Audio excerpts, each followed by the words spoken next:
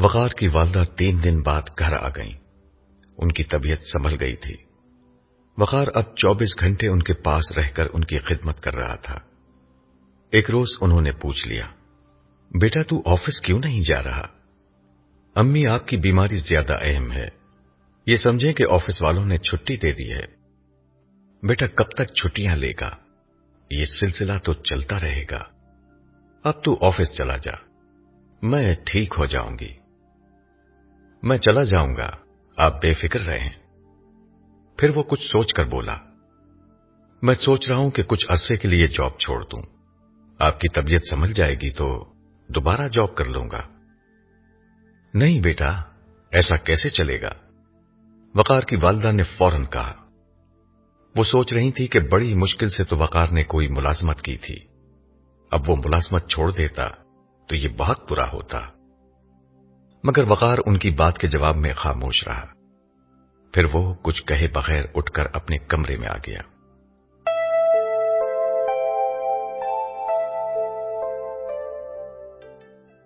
وقار اپنے کمرے میں خاموشی سے بیٹھا ہوا تھا۔ وہ بہت پریشان تھا۔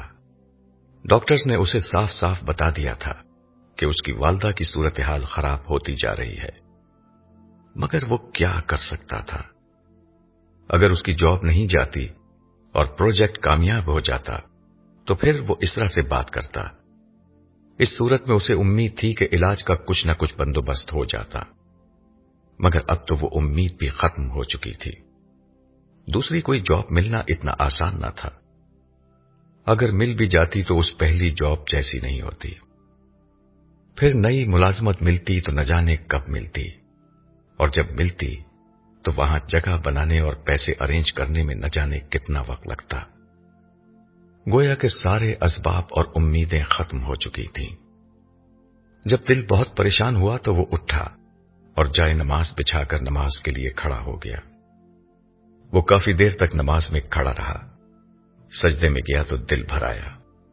وہ آنسوؤں کے ساتھ خدا سے مخاطب ہوا، میرے رب، میرے سارے احوال کی تجھ کو خبر ہے۔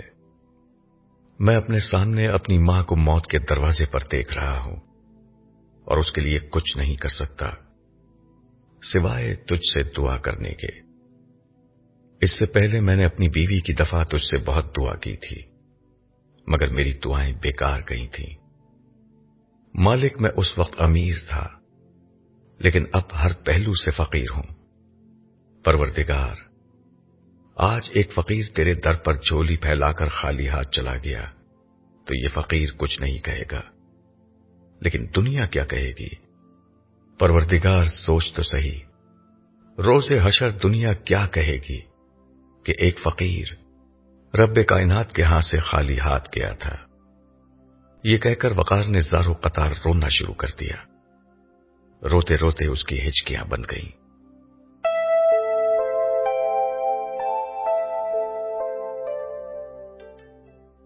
دو تین دن اور اسی طرح مزید گزر گئے۔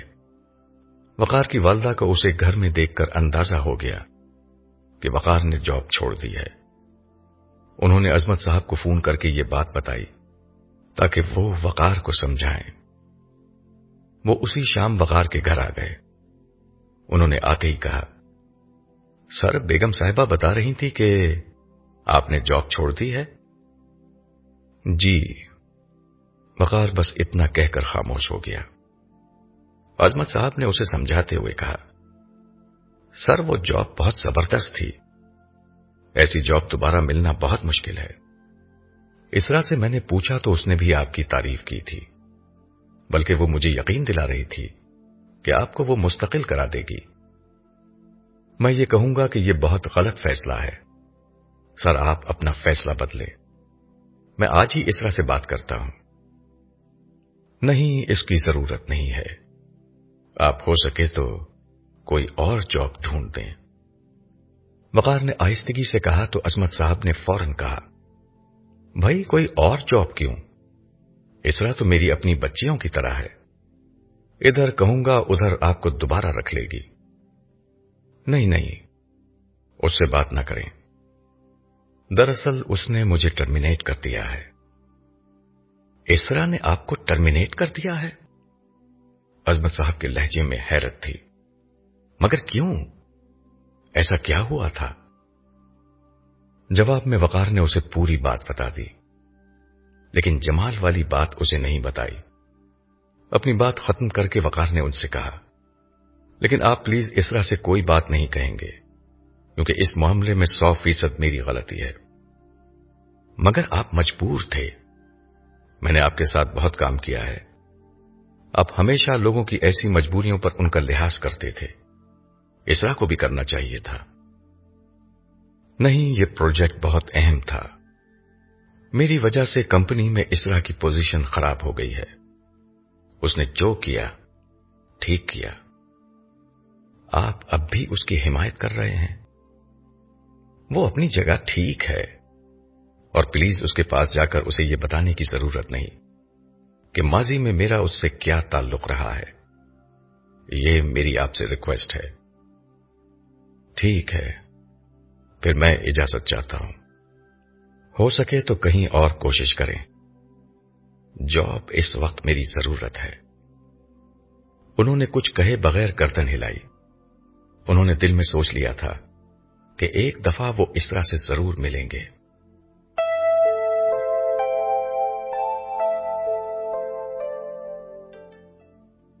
فون کی گھنٹی بجی۔ دوسری طرف سے اسرا کی پی اے سدرا کی آواز آئی، میم، عظمت صاحب آپ سے ملنے کے لیے آئے ہیں۔ میں نے بتایا کہ آپ میٹنگ میں ہیں، لیکن وہ کہتے ہیں کہ آپ سے فوراً ملنا ہے۔ ٹھیک ہے، انہیں اندر بھیج دو۔ اسرا نے فون رکھا اور سامنے بیٹھے ہوئے اسٹاف کے لوگوں سے کہا، جینٹل مین، ہم بیشتر باتیں کر چکے ہیں، جو چیزیں رہ گئی ہیں ان پر ہم کچھ دیر میں دوبارہ بات کر لیں گے۔ نو پرابلم میم، یہ کہہ کر اسٹاف کے لوگ اٹھ کر باہر چلے گئے۔ ان کے جانے کے بعد دستک ہوئی اور عظمت صاحب اندر داخل ہوئے۔ انہیں دیکھ کر اسرا اپنی نشست سے کھڑی ہو گئی اور خوش دلی سے ان کا استقبال کرتے ہوئے بولی، السلام علیکم سر، آپ نے خود کیوں زحمت کی؟ مجھے فون کر دیتے۔ اسرا کو یہ کہتے وقت اندازہ تھا کہ عظمت صاحب اس وقت کیوں آئے ہیں۔ پچھلے ہفتے اس نے وقار کو جاب سے نکالا تھا۔ یہ عظمت صاحب ہی تھے جن کی سفارش پر اس نے وقار کو ملازمت پر رکھا تھا۔ وہ عظمت صاحب کا کہنا ٹال نہیں سکتی تھی، لیکن اسرا ایک بااصول اور سخت گیر ایڈمنسٹریٹر تھی۔ وہ اس طرح کی غلطیاں معاف نہیں کرتی تھی۔ اب یہ ممکن نہیں تھا کہ ان کی سفارش پر وہ وقار کو دوبارہ جاب پر رکھتی۔ اب اسے عظمت صاحب کا لحاظ کرتے ہوئے انہیں اس فیصلے سے مطلع کرنا تھا۔ ان کا استقبال کرتے ہوئے وہ ذہنی طور پر خود کو اس مشکل کام کے لیے تیار کر چکی تھی۔ وعلیکم السلام، کوئی بات نہیں، میں خود حاضر ہو گیا ہوں۔ عظمت صاحب نے اندر آتے ہوئے جواب دیا۔ ان کے چہرے پر گہری سنجیدگی تھی۔ تشریف رکھیے۔ اسرا نے اپنے سامنے رکھی نشست کی طرف اشارہ کرتے ہوئے کہا۔ عظمت صاحب بیٹھ گئے تو اس نے دریافت کیا، آپ کیا لیں گے، چائے یا؟ عظمت صاحب نے اس کی بات کاٹتے ہوئے اسی سنجیدگی کے ساتھ سوال کیا، آپ نے وقار صاحب کو جاب سے نکال دیا ہے؟ اسرا نے محکم لہجے میں ان کو جواب دینا شروع کیا، جی ہاں، انہوں نے انتہائی غیر ذمہ داری کا مظاہرہ کیا تھا۔ میں نے انہیں ایک انتہائی اہم پروجیکٹ کی ذمہ داری دی تھی۔ اس سلسلے میں بیرون ملک سے ایک ٹیم میٹنگ کے لیے آئی تھی، مگر عین میٹنگ والے دن وہ آفس سے غائب ہو گئے۔ نہ انہوں نے خود کوئی اطلاع دی، نہ گھر پر کوئی خیر خبر چھوڑی۔ وہ اس پورے پروجیکٹ کے انچارج تھے۔ غیر ملکی ٹیم ان کی پریزنٹیشن کے لیے خاص طور پر یہاں آئی تھی، مگر ان کی وجہ سے وہ اس پروجیکٹ کو فائنل کیے بغیر واپس لوٹ گئی۔ مجھے جتنی شرمندگی اس روز ہوئی، پورے کیریئر میں نہیں ہوئی۔ میں اصولوں کی سخت پابند ہوں، اس طرح کی غیر ذمہ داری برداشت نہیں کر سکتی۔ انہوں نے بھی اپنی غلطی تسلیم کی تھی۔ کیا آپ نے ان سے پوچھا تھا کہ انہوں نے ایسا کیوں کیا؟ نہیں، میں نے پوچھنے کی ضرورت محسوس نہیں کی۔ ہمارے ہاں لوگوں کے پاس بہانوں کی کمی نہیں ہوتی، یقیناً ان کے پاس بھی ہوگا، مگر میں اس طرح کے بہانے سننے کی عادی نہیں۔ یہی میرا اصول بھی ہے اور یہی میری ترقی کا راز بھی ہے۔ اسرا کے لہجے میں غصہ تھا۔ وہ بولتے بولتے ایک لمحے کے لیے رکی اور قدرے نرمی سے بولی، عظمت صاحب، میں آپ کا بہت احترام کرتی ہوں، آپ پلیز ان کی سفارش نہیں کیجیے گا۔ میں نے پہلی دفعہ بھی ان کو آپ کے کہنے پر رکھا تھا۔ آپ نے کہا تھا کہ وہ قابل بھی ہیں، ذمہ دار بھی اور ضرورت مند بھی۔ میں نے صرف آپ کے کہنے پر اپنی ذمہ داری پر ان کو اتنا اہم عہدہ دیا تھا، مگر وہ انتہائی غیر ذمہ دار ثابت ہوئے۔ میں اب کوئی ایسا کام نہیں کروں گی جس سے میری کمپنی کو نقصان ہو۔ اسرا کے لہجے میں قطعیت تھی۔ عظمت صاحب اس کی بات خاموشی سے سنتے رہے، پھر چپ چاپ اپنی نشست سے اٹھ کر باہر جانے لگے۔ انہیں یوں خاموشی سے باہر جاتا دیکھ کر اسرا کو اپنے رویے کی سختی کا احساس ہوا۔ وہ بھی اپنی نشست سے کھڑی ہو گئی اور پیچھے سے انہیں آواز بھی، عظمت صاحب، میں آپ کو مایوس کرنے پر بہت شرمندہ ہوں اور معافی چاہتی ہوں۔ میں وقار صاحب کو جاب پر تو نہیں رکھ سکتی، لیکن اگر وہ واقعی ضرورت مند ہیں تو میں ان کی کچھ مدد کر سکتی ہوں، لیکن میں یہ صرف اور صرف آپ کی وجہ سے کروں گی۔ مجھ پر آپ کے بہت احسانات ہیں، میں آپ کے احسان بھول نہیں سکتی۔ اسرا کی بات سن کر عظمت صاحب کے اٹھتے ہوئے قدم رک گئے۔ وہ دھیرے سے مڑے، غور سے اسرا کو دیکھتے رہے۔ کچھ دیر کمرے میں مکمل خاموشی رہی، پھر وہ چلتے ہوئے اسرا کے قریب آئے اور بولے، آپ وقار صاحب کی کیا مدد کر سکتی ہیں؟ جو آپ کہیں۔ اسرا کی بات ابھی ادھوری ہی تھی کہ عظمت صاحب کی غصے سے بھرپور آواز بلند ہوئی، میں پوچھ نہیں رہا ہوں، بتا رہا ہوں کہ تمہاری کیا اوقات ہے کہ تم وقار صاحب جیسے عظیم انسان کی کوئی مدد کر سکو۔ ان کی بات سن کر اسرا کا منہ کھلا کا کھلا رہ گیا۔ عظمت صاحب کو وہ 10 برسوں سے جانتی تھی۔ جب وہ محتاج اور ضرورت مند لڑکی تھی تب بھی انہوں نے اس سے اس لب و لہجے میں بات نہیں کی تھی۔ اس وقت وہ جس مقام پر تھی، عظمت صاحب کی اس کے سامنے کوئی حیثیت نہیں تھی۔ ان جیسے درجنوں لوگ اس کے نیچے کام کرتے تھے۔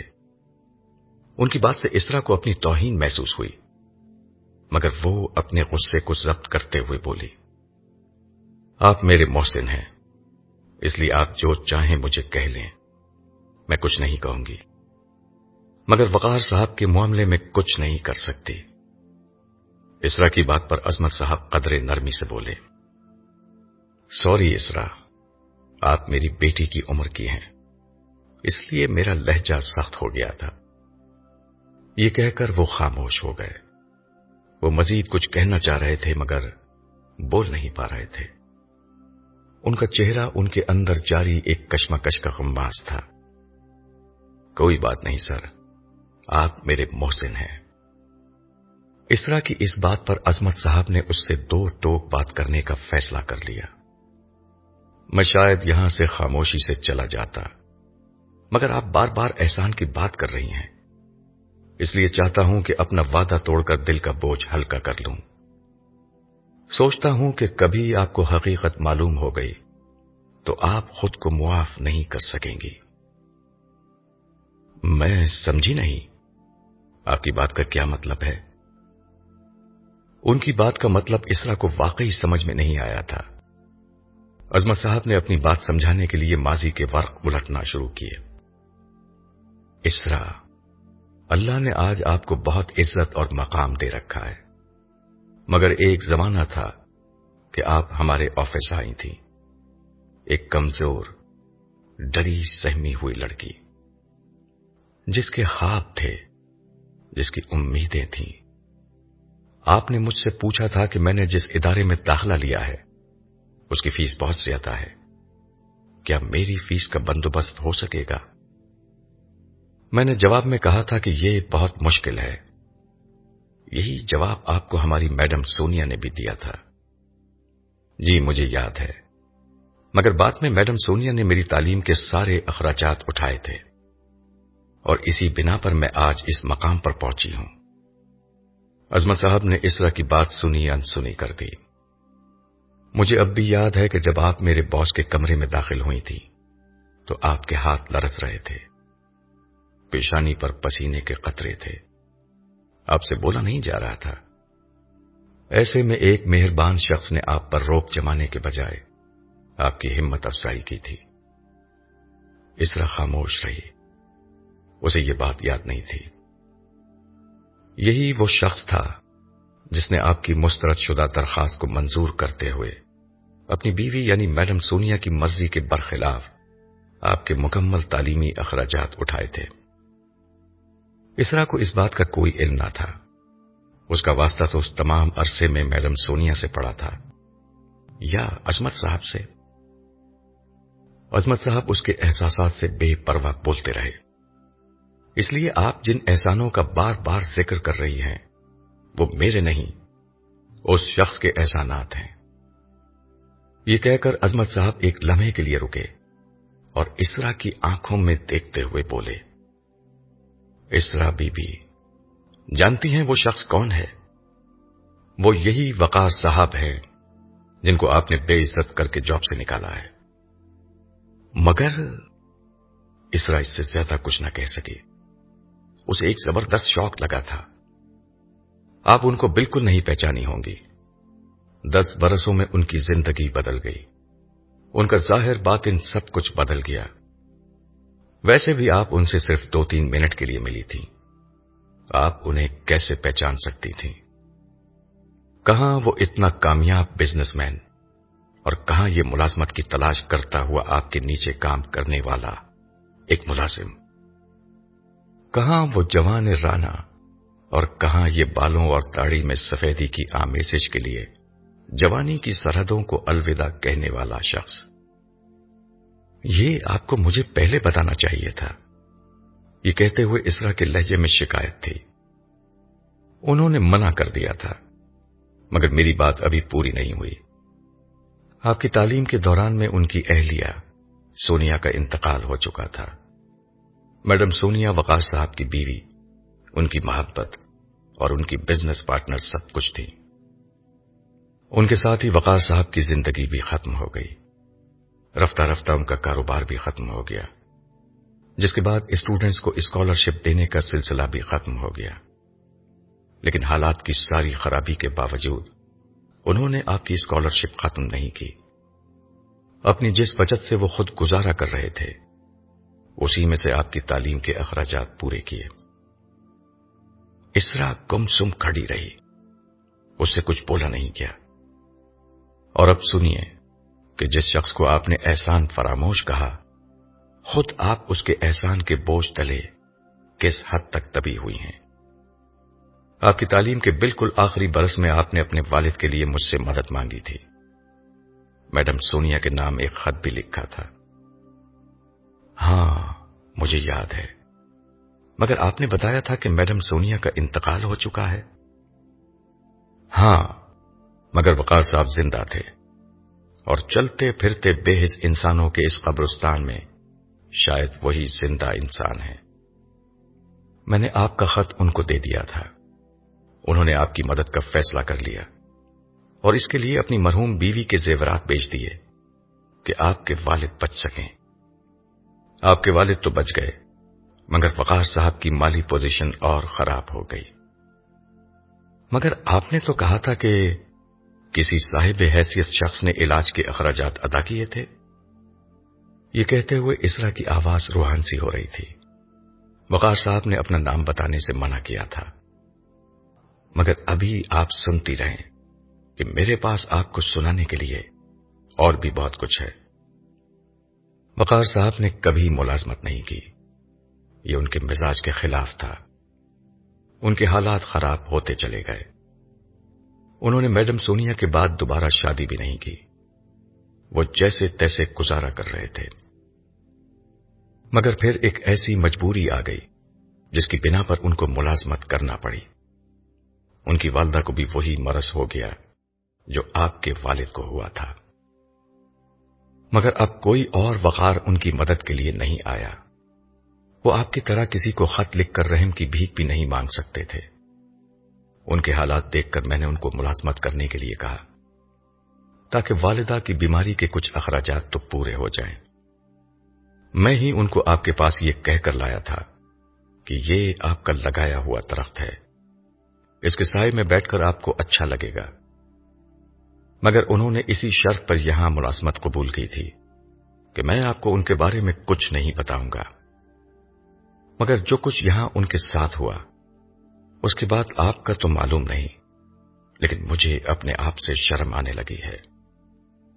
وقت نے اسرا کو بہت مضبوط بنا دیا تھا۔ اس نے زندگی میں بڑی جد و جہد کی تھی، باپ کی بیماری اور پھر ان کی موت دیکھی، چھوٹی بہنوں کی ذمہ داریاں اس نے بڑے حوصلے سے پوری کی تھیں۔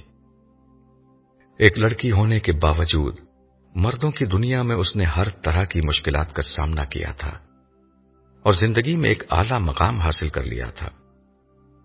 وہ خود کو زندگی میں بہت کامیاب و کامران سمجھتی تھی، مگر آج اسے احساس ہو رہا تھا کہ وہ اعلیٰ مقام حاصل کرنے کی دوڑ میں جیت کر بھی ہار چکی ہے۔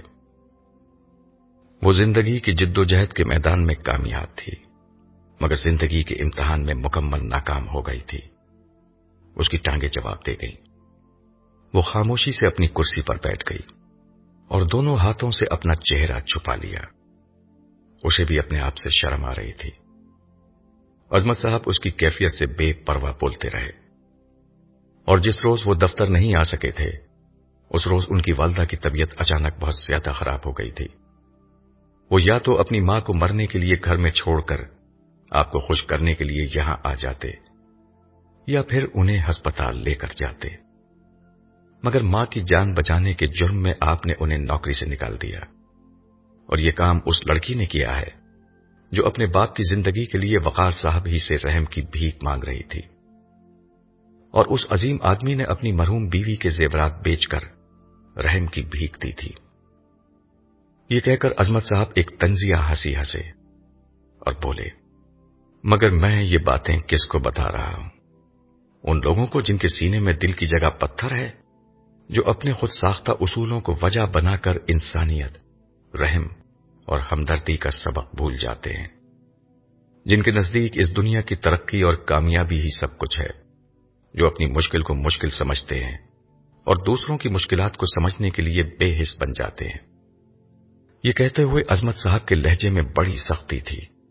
ان کی زبان سے تیر نکل کر اسرا کے دل کو چھلنی کر رہے تھے، مگر وہ جواب میں کیا کہتی؟ وہ اسی کی مستحق تھی۔ وہ بولتے رہے، مگر اسرا بیوی، آپ اپنا دل نہ چھوٹا کیجیے، نہ اپنا چہرہ چھپائیے۔ انہوں نے آپ کے لیے کچھ بھی نہیں کیا۔ انہوں نے جو کیا اپنے رب کے لیے کیا۔ صرف آپ ہی نہیں، آپ جیسے نہ جانے کتنے لوگ ہیں جن کے لیے انہوں نے بہت کچھ کیا، مگر نہ بدلہ مانگا، نہ احسان جتلایا۔ ان کا بدلہ تو ان کا رب ہی دے گا۔ رہی آپ تو آپ اطمینان کے ساتھ اپنا کیریئر بنائیں، شاندار زندگی گزاریں، اور لوگوں کو بتائیں کہ آپ نے زندگی میں جو پایا اپنی محنت، جدوجہد، ذہانت اور اصول پسندی کی وجہ سے پایا۔ مگر جب آپ جیسے لوگ مریں گے تو آپ کو معلوم ہوگا کہ آپ اس دنیا کے سب سے زیادہ محروم اور نامراد لوگ ثابت ہوئے ہیں، اور وقار صاحب جیسے لوگ خدا کے یہاں سب سے زیادہ عزت اور قرب پائیں گے۔ اس روز آپ کو اپنی اوقات کا اندازہ ہو جائے گا، اور اس بات کا بھی کہ وقار صاحب کی حیثیت خدا کے ہاں کیا ہے۔ یہ کہہ کر عظمت صاحب خاموش ہو گئے۔ کمرے میں بالکل کچھ دیر کے لیے مکمل سکوت طاری ہو گیا۔ پھر عظمت صاحب کی آواز دوبارہ اسرا کے کانوں میں آئی، وقار صاحب نے مجھے یہاں آنے کے لیے نہیں کہا، ان کو آپ سے کوئی شکایت بھی نہیں ہے، انہیں آپ کے حوالے سے ایک ہی بات کی فکر تھی جو یہاں ملازمت کے لیے آنے کے بعد انہوں نے مجھ سے کہی تھی۔ عظمت صاحب کی بات پر اسرا نے اپنے ہاتھوں سے آنکھوں اور چہرے کو ملتے ہوئے ان آنسوؤں کو صاف کیا جو مسلسل اس کی آنکھوں سے نکل رہے تھے۔ پھر سر اٹھا کر عظمت صاحب کو دیکھا۔ اس نے زبان سے کچھ نہیں کہا، مگر نم آنکھوں میں سوال تھا۔ انہوں نے کہا تھا کہ اللہ تعالیٰ نے میرے ذریعے اس لڑکی کی دنیا بنا دی ہے، مگر افسوس کہ اس کی آخرت تباہ ہو جائے گی۔ میں اس کی اصل زندگی، آخرت کی زندگی کے لیے کچھ نہیں کر سکا۔ ان کی بات حرف بہ حرف ٹھیک ثابت ہوئی۔ آپ نے وقار صاحب کے ساتھ جس رویے کا مظاہرہ کیا ہے، اس کے بعد خدا آپ کو معاف نہیں کرے گا۔ اسرا کو سمجھ میں نہیں آیا کہ اس بات کا کیا جواب دے۔ اس نے شرمندگی سے سر جھکا لیا۔ اور ایک آخری بات، پلیز اب وقار صاحب سے رابطہ مت کیجیے گا۔ انہوں نے مجھے آپ کے پاس آنے سے منع کیا تھا اور یہ وعدہ لے رکھا تھا کہ میں آپ کو ان کے احسانوں کے متعلق کچھ نہیں بتاؤں گا، مگر جب آپ پستی میں گریں تو مجھے بھی اس پستی میں اتر کر ایک عظیم انسان سے کیا ہوا اپنا وعدہ توڑنا پڑا۔ اس لیے مجھ پر یہ احسان کیجیے گا کہ وقار صاحب سے اب رابطہ کر کے ان کی مدد کی کوشش مت کیجیے گا۔ وقار صاحب اور ان کی والدہ کے لیے یہ بہتر ہے کہ وہ عزت کی موت مر جائیں، بجائے اس کے کہ وہ آپ جیسے بے حس لوگوں سے کوئی مدد لیں۔ اللہ ان کے لیے کسی نہ کسی فرشتے کو بھیج دے گا، ورنہ موت کا فرشتہ آ کر انہیں ان کے سارے غموں سے نجات دے ہی دے گا۔ یہ کہہ کر عظمت صاحب اس کے جواب کا انتظار کیے بغیر باہر چلے گئے۔ ان کے جانے کے بعد کمرے میں سناٹا طاری ہو گیا۔ بس ایک طوفان تھا جو اسرا کے دل میں اٹھ رہا تھا۔ اس کا دل چاہ رہا تھا کہ وہ چیخ چیخ کر روئے، مگر وہ مجبور تھی کہ خود پر قابو رکھے۔ وہ دیر تک خود سے لڑتی رہی، پھر اس نے بمشکل خود پر قابو پایا اور سدرا کو فون کر کے کہا، میری ساری اپوائنٹمنٹس کینسل کر دو اور ڈرائیور سے کہو کہ گاڑی نکالے، میں گھر جا رہی ہوں۔